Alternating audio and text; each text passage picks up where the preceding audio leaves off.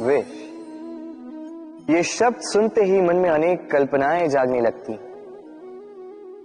कल्पना असहनीय कड़वाहट की, कल्पना पीड़ादायक मृत्यु की।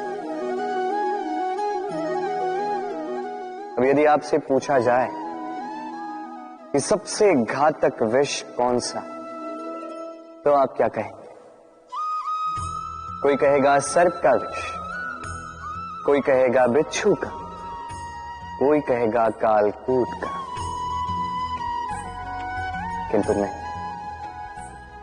ये सारे विष उस विष के समक्ष टिकते नहीं जिस विष को हम कहते हैं कान में भरा जाने वाला विष। सुनने में अत्यंत मीठा, किंतु कड़वाहट में अत्यंत घातक। पेट में जाने वाला यह विष केवल एक व्यक्ति की मृत्यु का कारण बनता है, केवल एक। किंतु ये कान में भरा जाने वाला विष असंख्य संबंधों का नाश कर सकता है।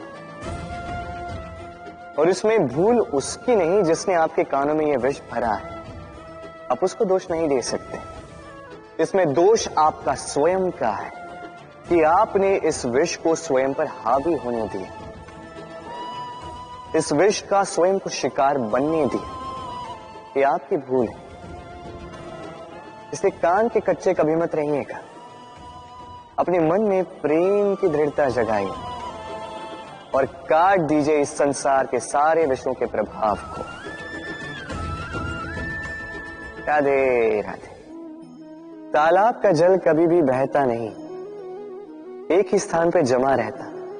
इस कारण से कुछ समय के पश्चात ये मैला होने लगता है, किंतु फिर भी हम इसका त्याग नहीं करते।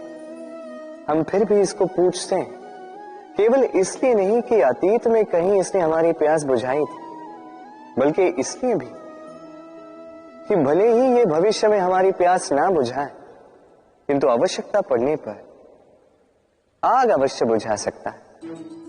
इसी प्रकार होते हैं हमारे संबंध, संबंध जो वर्षों से मेहनत से हम सींचते हैं, जो समय पड़ने पर सहायक ही सिद्ध होते हैं किसी न किसी रूप में। इसलिए सम्मान करना सीखें इन संबंधों का, सीखें इन संबंधों को सहेज कर रखना, ना सीखें इन संबंधों को बात बात पर तोड़ना। राधे राधे। स्वप्न, हम जीवन में स्वप्न देखते हैं, उन्हें पूर्ण करने का पूर्ण प्रयास करते हैं, किंतु ये स्वप्न पूर्ण ना कर पाने की स्थिति में हम टूट जाते हैं, बिखर जाते हैं, और फिर ये बोझ हम आने वाली पीढ़ी पर लगभग लाद देते हैं। हम सोचते हैं कि जो हम ना बन सके, हमारी संतान अवश्य बने, जो हम कभी ना पा सके, हमारी संतान अवश्य पाए।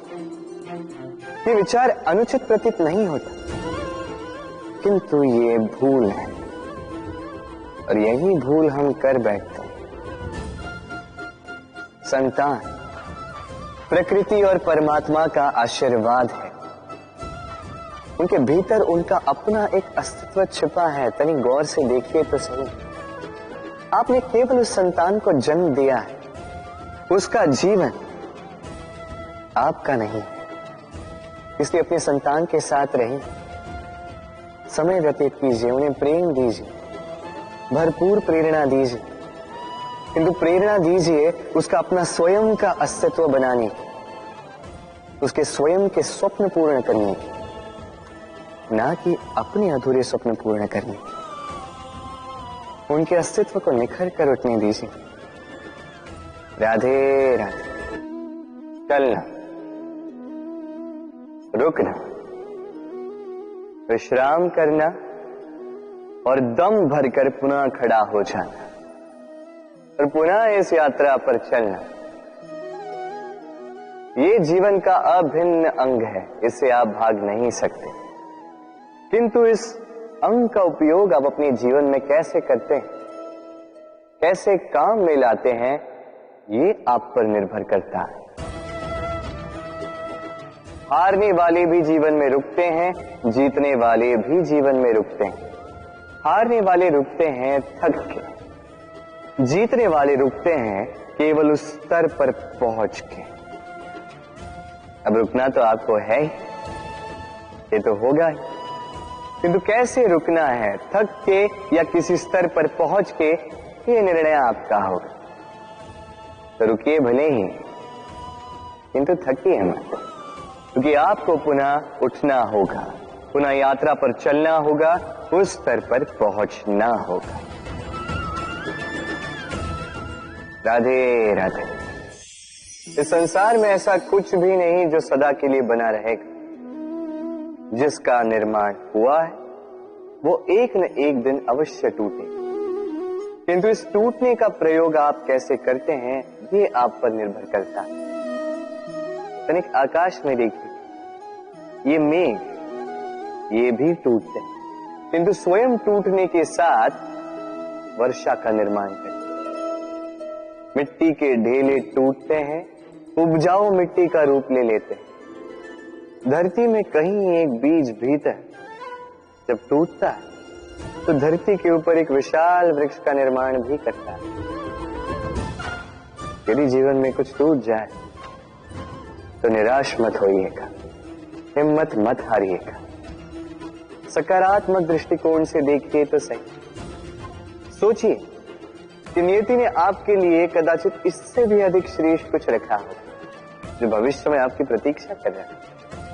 सकारात्मकता लाइए अपने विचारों में, फिर देखिए उत्तम रचना स्वयं होगी। राधे राधे। ये मुद्रा, अब सोचिए ये हमारा जीवन है।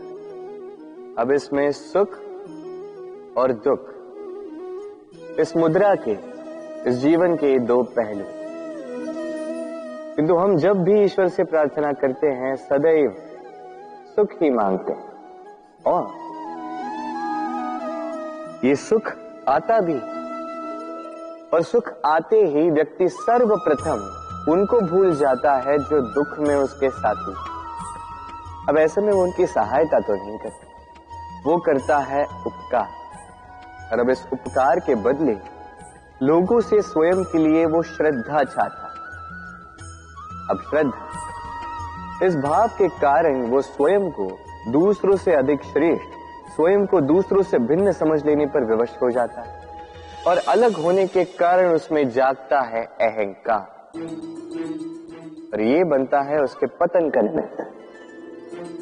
अब इसमें क्या किया जाए, क्या मांगा जाए ईश्वर से, ये प्रश्न उठता है।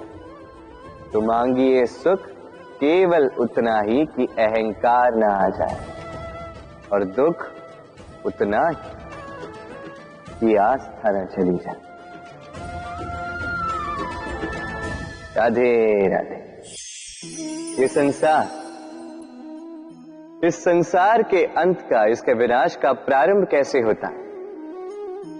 किसी योग से, किसी भयानक असुर के आगमन से, या प्रकृति के रूठ जाने से नहीं।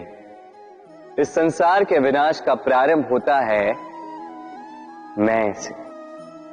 ये मैं हूं, ये तुम हो, ये मैंने किया है, ये तुमने किया है, ये मेरा है, ये तुम्हारा है, आदि इत्यादि। ये भाव जब मन में घर कर लेता है, सर्वप्रथम घर बटता है, फिर बस्ती, फिर प्राण, और फिर देह, और अंत में समस्त संसार बट जाता है। और ये बंटवारा कहीं न कहीं मन मोटाव कर ही देता। अब ऐसे में क्या किया जाए, कैसे बचा जाए इस नाश से, कैसे दूर हुआ जाए इस विनाश से? उत्तर एक ही है, करुणा। एक दूसरे की आवश्यकताओं को समझे, एक दूसरे की समस्याओं को समझे, एक दूसरे के दुख में साथी बने, एक दूसरे के सुख में भागी बने, और अंत में जब ये मैं हम में परिवर्तित होगा, तब ये विनाश स्वयं ही दूर होता जाएगा। तो इस हम में विश्वास रखें और मेरे साथ प्रेम से कहें, राधे राधे। आपने ऐसे कई लोगों को देखा होगा जिन्होंने संसार ही त्याग दिया, अपना घर दार हर संबंध छोड़ दिया, निकल पड़े केवल ईश्वर की खोज में। ध्यान करके सेवा की, किंतु फिर भी उन्हें कभी ईश्वर नहीं मिले। उल्टा असंतोष और बढ़ गया। क्यों होता है ऐसा? एक महत्वपूर्ण बात स्मरण रखिएगा, ईश्वर ही आनंद है। ध्यान का अर्थ है मन में इस आनंद को जगाना, और सेवा का अर्थ है इस आनंद को सब में बांटना। तो यदि इस मन में आनंद को जगाओगे और इसे सब में बांटोगे, तो ईश्वर रूपी आनंद आपको अवश्य मिलेगा। राधे राधे। यदि हमारे जीवन में ये कला ही ना हो तो हमारा जीवन निरस हो जाएगा। अब यदि मैं आपसे पूछूं कि सबसे बड़ी कला कौन सी है, तो कोई कहेगा चित्रकला, क्योंकि वो उसके मन को आनंद देता है। कोई कहेगा युद्ध कला, क्योंकि उसमें विजय प्राप्त होती है। कोई कहेगा भवन निर्माण करने की कला, क्योंकि उसमें छत मिलती है। कोई कहेगा संगीत कला, कोई कहेगा नृत्य कला, कोई कहेगा अभिनय कला, आदि इत्यादि।